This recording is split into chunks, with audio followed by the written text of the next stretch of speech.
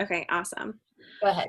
Okay, I'm gonna try and share my screen.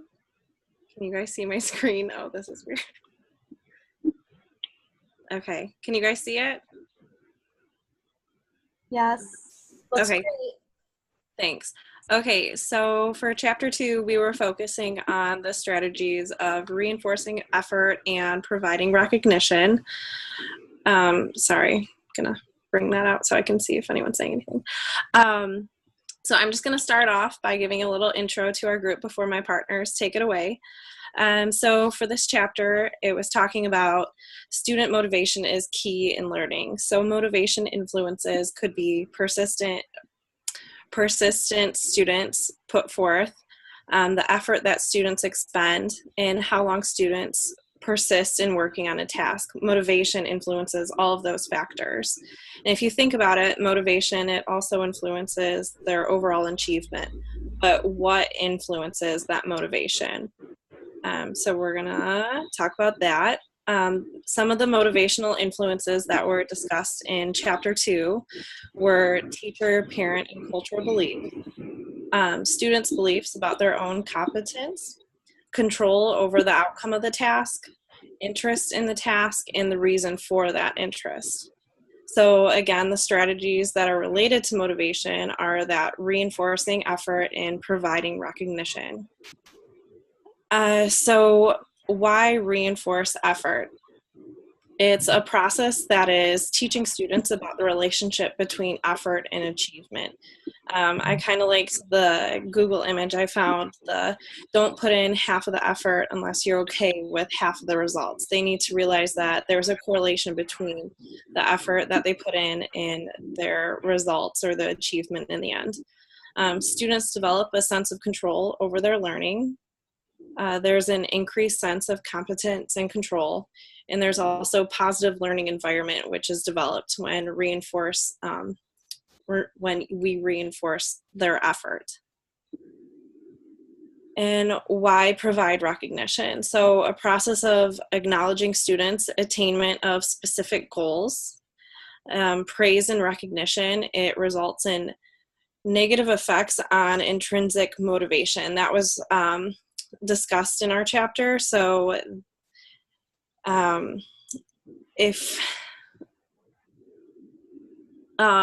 then praise of mastery of the task. It promotes student engagement. It decreases behavioral problems. It influences the intrinsic motivation, which is what we want. We don't want to have that negative result of on the intrinsic motivation. We don't want our students to have to expect a sticker or a reward for doing what is expected of them. And also recognition, it promotes self-determination. So we were going to stop just from the introduction part, those first few slides. Were there any questions on the first part of the chapter? You can either go in the chat or go ahead and unmute yourself. Anyone? Okay, I'm going to pass it off to whoever's presenting next for our group. I don't know. That is me. Okay. Morgan. Okay. Can you guys hear me? Yeah. Okay. Shannon, I think if you want to just still control the slides, I'll just let you know when to switch. Okay. Does that sound good?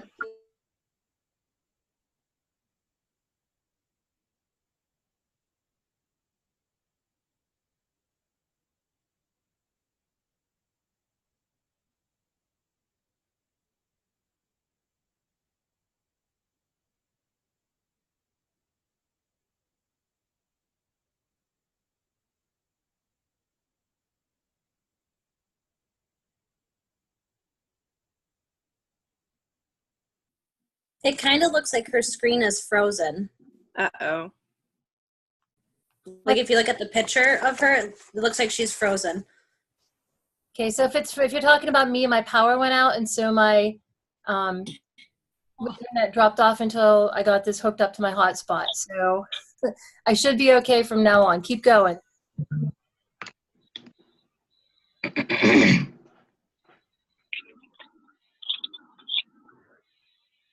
Morgan, are you here?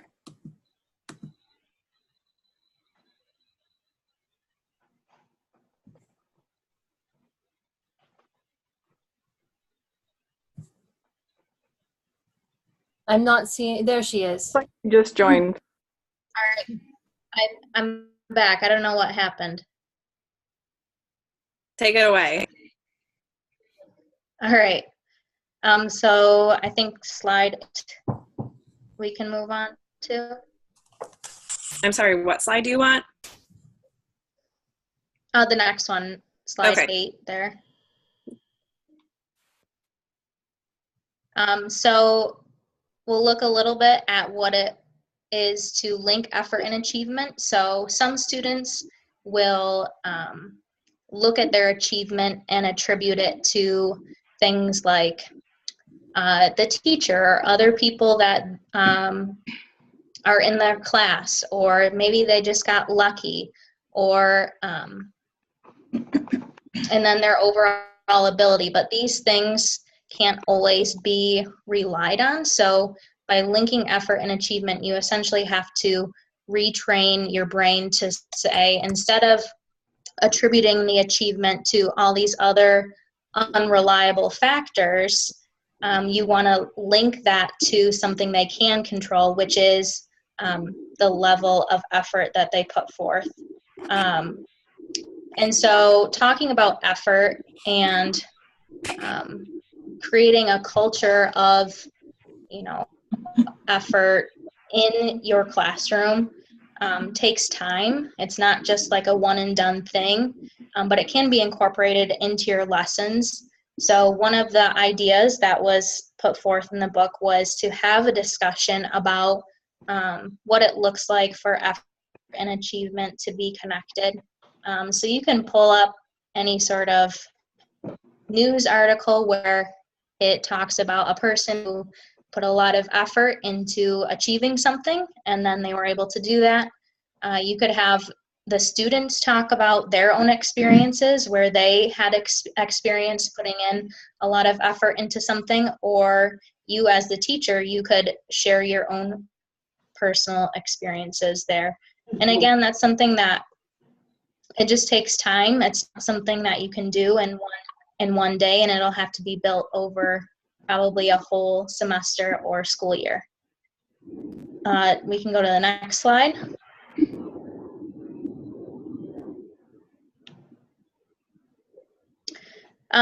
So the next part of classroom practices was giving explicit instructions for what effort actually is.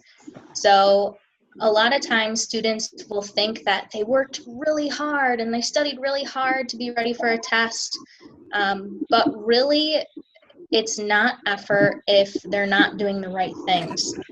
So part of our job as the teacher is to make sure they know, okay, what does it mean to actually work hard in a way that's going to positively impact my overall achievement? So kind of referencing the image there, work hard now, it'll pay off later. There's specific things that you have to do to make a flower grow. So you could be working really hard, but if you're not doing the right things, you're not actually going to grow any flowers. So in the classroom, a couple of ideas that you could implement would be providing students with a checklist. These are all the things that I would expect from you as a student, and if you do each of these things, it should result in a good payout. Or even providing them a rubric, almost as like self-reflection, having them go through and say, okay, how well did I actually do each of these things? And then they can understand what effort actually will result in good achievement. And then the next slide.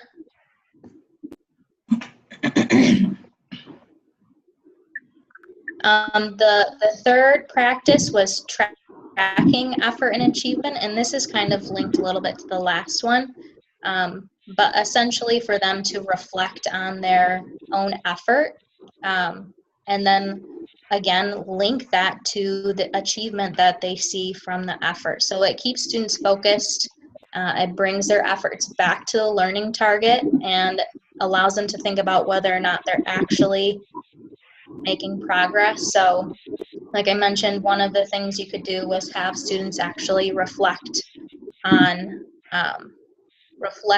their effort and then the achievement that comes from that. And then one last slide talking about the learning theory connected to that. So behaviorism, you know, if one thing, a certain condition is met, a certain outcome will occur. So we essentially want to link, when good effort is put in, there will be a good achievement or performance that is the result of that, instead of attributing their achievement to other factors like, oh, I just got lucky on this test, or I have a really good teacher, or I have a really bad teacher. They're looking at things that they can control. So are there any questions on the effort component?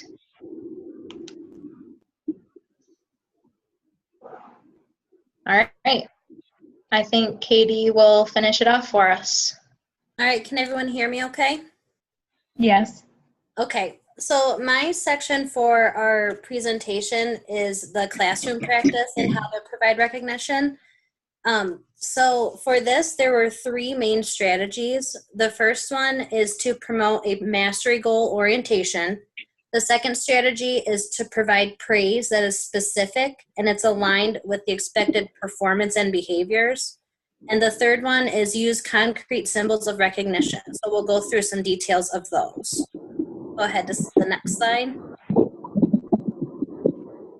Okay, so the first one, to promote a mastery goal orientation, this is for teachers to emphasize the learning to meet the specific goals. It increases the achievement by increasing self-efficacy, intrinsic motivation, and the task value. The learning environment is more predictable when mastery goal orientation is encouraged. It allows for the differentiation and personalized recognition for each of the students. So each student would have their specific goals that they need to master. Mastery goal orientation also encourages learning rather than competing between the students to reach the same goals. And lastly, the strategy suggests to provide recognition for each student to meet their goal. The second strategy to promote or to provide recognition is to provide praise that is specific. So when I read this section, what I kind of took from this is you don't want to say the phrases like, oh, good job, you did great on this assignment. You want it to be sincere and specific. You want the praise to be intentional, but not too often. You want to use it sparingly to make sure that promotes the intrinsic motivation rather than the extrinsic. Students, you should support the students' motivation by connecting their effort to their accomplishments. Again, you need to be specific and provide feedback on their progress. So as they're progressing through their mastery goal orientation, you want to provide them feedback. You should set high expectations and also provide praise while respecting the privacy, meaning some students are more private and they'd rather talk to you more privately than to praise them in front of the whole class. And the last one is to use concrete symbols of recognition. This is to tie tangible awards to their accomplishments. So these types of rewards, they will acknowledge their work and progress towards their learning goal. You can use stickers like coupons, awards, treats, or other prizes. And this recognition leads to continuous practice until mastery. So it promotes the idea that they want to learn all of the steps until they reach their mastery goal. You can go ahead and go to slide 17. Some tips that the text said to implement these strategies is to recognize the importance of effort. So it's really important to tell the kids that if you put forth a strong effort, that you will eventually succeed. You should reinforce what the effort is and how it translates into success. You should be simple and direct when you're using the praise. You should be specific when praising students, and vary the phrases used with praise and use nonverbal language like eye contact or body language to convey appreciation for your students' accomplishments. Any questions? Awesome. I think that's all we have for our presentation. So thank you all very much.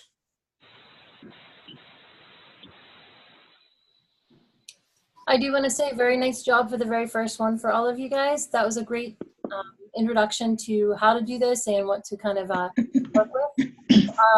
I do want to say I really liked especially the tie to behaviorism as the main mode of the main theory that's actually influencing these strategies. So as you move through them, I mean, it goes a little beyond the book in some places, but if you can make those connections for everyone, that was really helpful. And if there's no other questions, then we can move on to the next presentation. Whoever is going to start the next chapter, then you're allowed to go ahead and pick that up for chapter 3.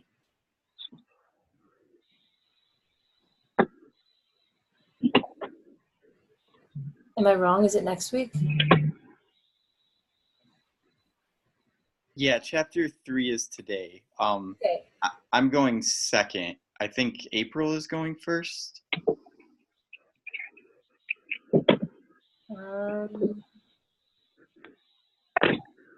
Is April here?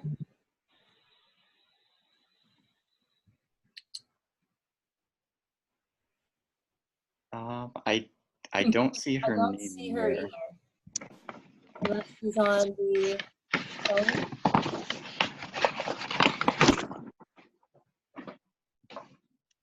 Is that you on the phone, April?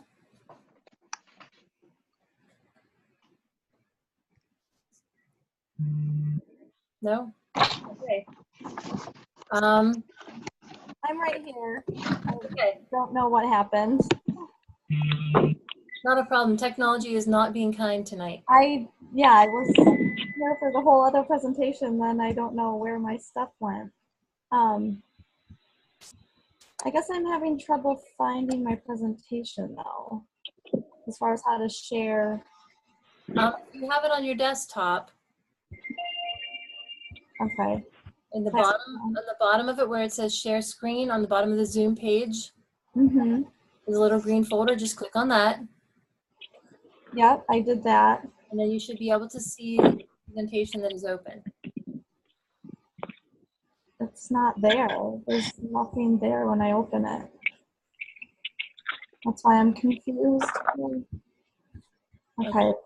Hold on one second.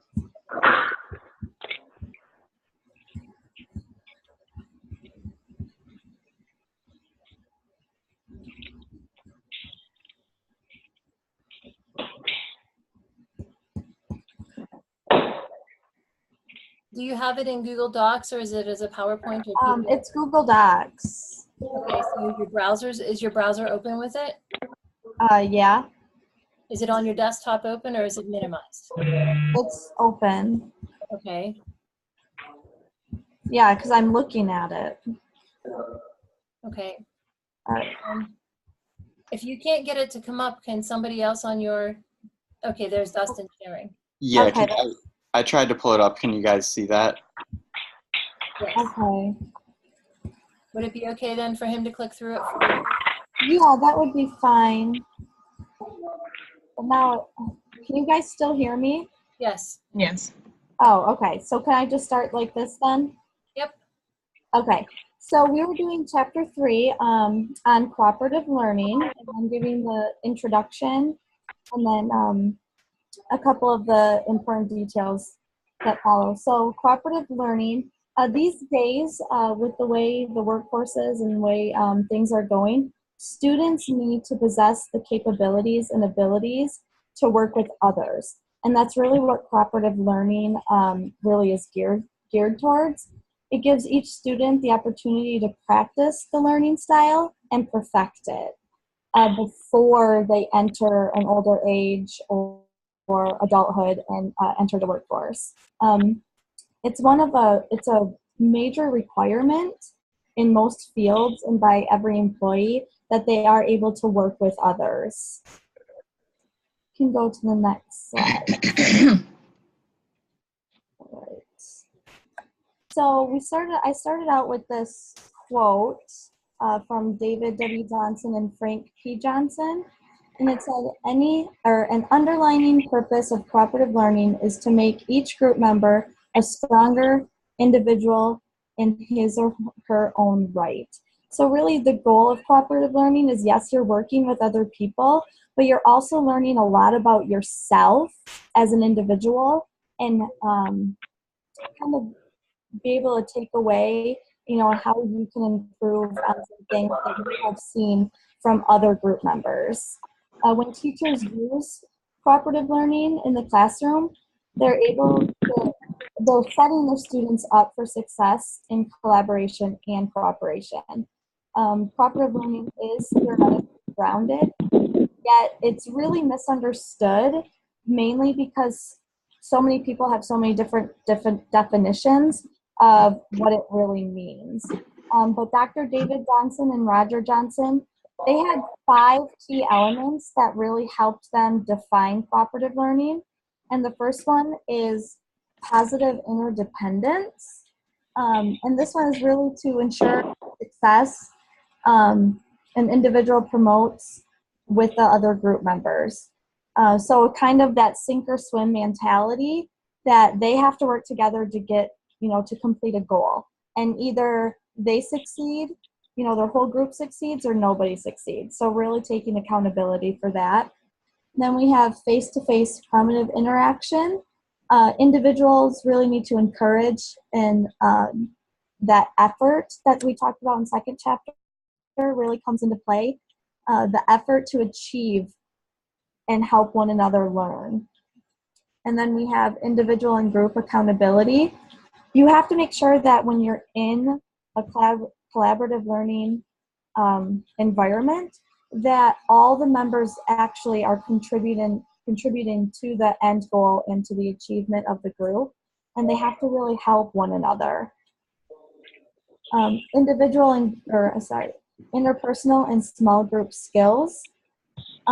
This one is to make sure that all members clearly understand what needs to be done. And we also need to be able to work with one another, and that's where the teacher can help them with the skills of communication and really decision making and taking in everyone's account when coming up with a final decision for the group and what will best accommodate the group. Conflict resolution, and then trusting your group members and having those leadership skills, giving everyone an opportunity to be that leader. And also going back to conflict resolution is really being able to handle it among the group and not always have to have the teacher resolve it, really working on those skills of maybe you don't agree, but how can we express that without being negative or, like being mean. How can we express our thoughts in a positive light? And then group processing. This really promotes group and individual reflection. This can maybe come at the end, how did the group work together, and a reflection on how did an individual work together in the group, really evaluate yourself. And there was a key component that wasn't one of the top 5, but it was individual accountability. And this is where members would be able to receive feedback from the peers in the groups, really basing on his or her own efforts in the group and how did they contribute to the goal and the achievement overall. To do this, a teacher may use formative assessments, maybe summative assessments, as well as observation as how the group was working together during the project or during their task. You can go to the next slide. Okay. So why cooperative learning? You know, why is this important to do? It's not only important because that's kind of the way the world is headed towards, and really actually in the thick of it, where everyone is working together. But it gives us it provides opportunity for interaction among peers. The strategy is grounded in theory that learning is maximized through well-designed, intentional social interactions. So this is where a lot of work comes from the teacher when they're making the groups. You know, it has to be intentional, not just throwing kids together randomly. You don't want to do that. It's really, you know, purposeful when you're putting the groups together. Well-designed interactions. Let's see. Proper learning also encourages reflection on the newly attained knowledge. So it's supposed to really help with retention, because you are having discussions with your group members, and you're taking information that, you know, that they say, and you're applying it to like what your thoughts are. And when you really share those different thoughts, you might have a different outcome at the end. So you're really retaining the new information better when you're actually listening and talking to your peers. They can, you know, understanding. It also increases motivation because students feel more obligated when it's that sink or swim mentality of, you know, I don't want to let my group down. So, you know, they really want to put forth the best effort that they can and the appropriate effort that they have to do. You know, that again, that goes back to chapter 2 when we were talking about effort. It also decreases social anxiety. Sometimes it can help with that and that loneliness that some students may feel in the classroom, even though they're surrounded by so many kids and adults all day. They can really feel lonely. So if you put them in groups where they can have a structured time to talk and work with each other, that could open up some, you know, potential friendships and just, you know, helping kids feel more comfortable around their peers. You can go to the next slide. All right. Then we're talking for here for classroom practice for cooperative learning. Some of the main elements is, you know, keep the group sizes small and intentional. Like I said before, you don't want to just throw kids together at random or just because they're friends.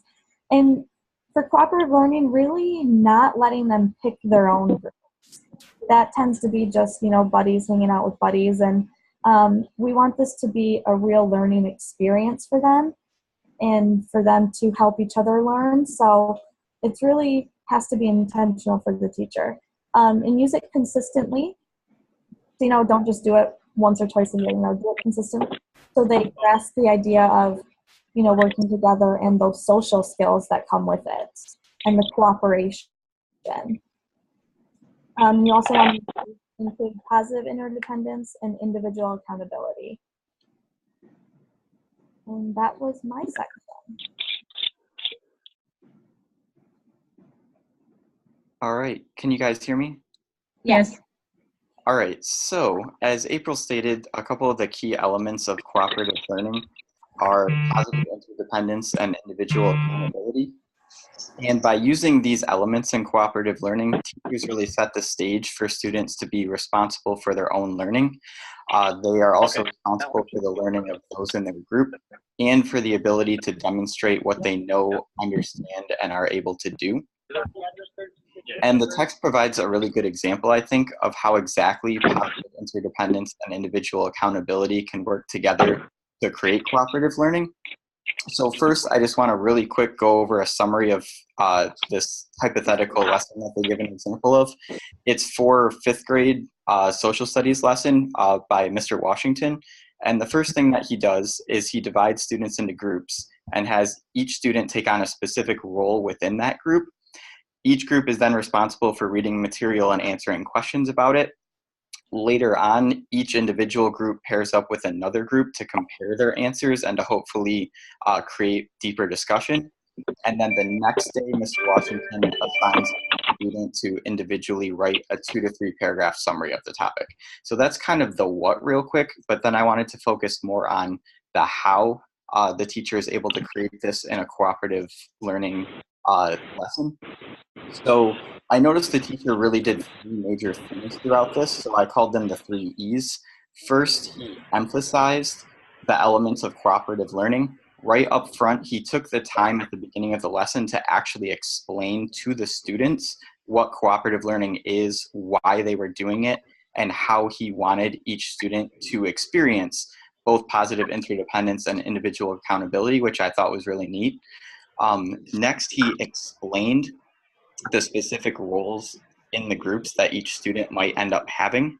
So in this case, the students were put into groups of 3, so Mr. Washington explained the 3 specific roles that they might fill. And then once he assigned the students to groups, he actually let the students choose which role they felt they would best be able to help their group by fulfilling. And then finally, he consistently encouraged students to not only finish the assignment, but to push things further and take discussion to the next level. And I think one of the other benefits of cooperative learning format is, as a teacher, the students are doing a lot of the learning themselves and within their group, so that kind of frees you up to observe what's happening and to kind of jump in where you feel like you can be the most helpful and try to spur the students to take things to the next level. And the next part of the chapter was about one of the potential pitfalls of trying to use cooperative learning, which is when groups become too large.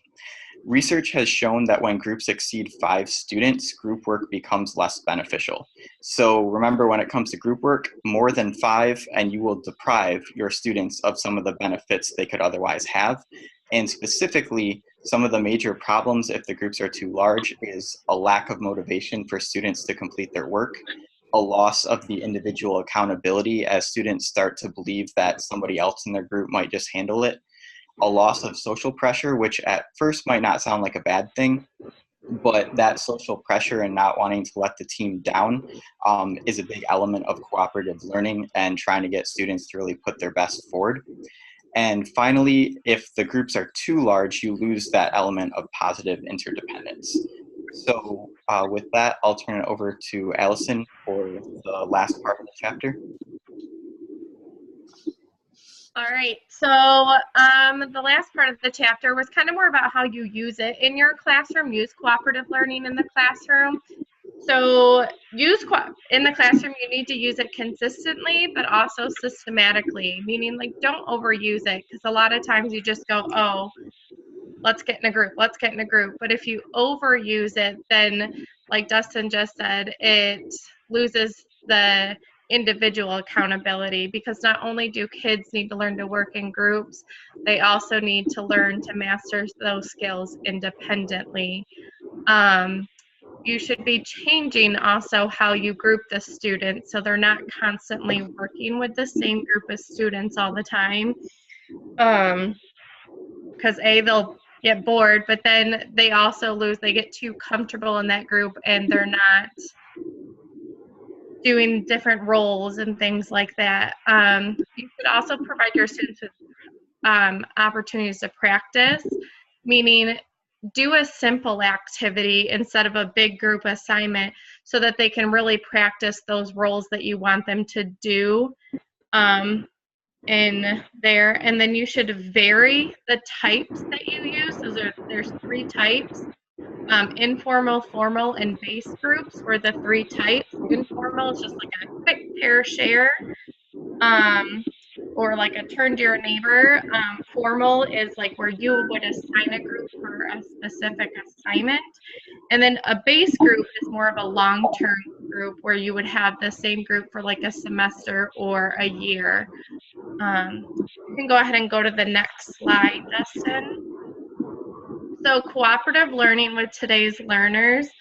Our classrooms over time have become more diverse, not only culturally, but in terms of like learning styles and the levels of understanding. In my personal classroom, in 3rd grade, I've had kids who are reading 1st grade, and I've had kids reading in 7th grade level. So different kinds of learning styles. So you can use cooperative learning to help meet the needs of those students and help teach some of those standards, help them meet those standards. So it can be helpful in your classroom in that way. And cooperative learning provides students with opportunities to be part of a collaborative group. It really gives them the opportunity to learn how to work in a group setting, especially like April said, in today's society, you really need to learn to work with other people in order to be successful with just about anything in life. And we can go to the final slide. And the last part of the chapter just was tips for teaching and using cooperative learning. So you need to establish a classroom culture that supports it, meaning just make sure you have those rules set and what the group should look like. Establish and teach the students and process that the students will follow as they work in cooperative groups. Provide instruction, practice, and corrective feedback on the skills necessary for your students to be successful. Make sure that the use of cooperative learning aligns with the intent of the learning. So you're not just using it for random use. It goes right along with what you intend your students to learn. Use it with learning tasks that are well structured, because if it's not structured, especially in the younger grades, you're going to get chaos. And then design cooperative learning tasks to include other strategic use of instructional strategies. So don't just use it for one thing. Try to incorporate other things into it as well, so that the students are getting more out of the activity. And that is all we have. So, yeah.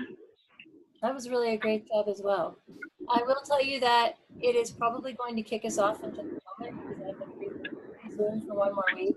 Then I should have everyone paid account. If you have questions or you have comments and you want to jump back on the link that you have for this, you can. Otherwise, you guys did a really fantastic job. I liked how you tied it to strategies that you can use within the classroom. And I would like everyone, as you're listening to and you're kind of starting to structure your other presentations, to kind of draw from that. And if you have, can provide a real brief overview of the chapter, and then be able to pull in some examples of how you use these in your classroom, or you think you could use these in a classroom, that would be really fantastic, I think, for everyone else. Does anyone have any questions? Great job, everybody. Yay. I will post the recording up in the classroom if you want to be able to revisit that. And the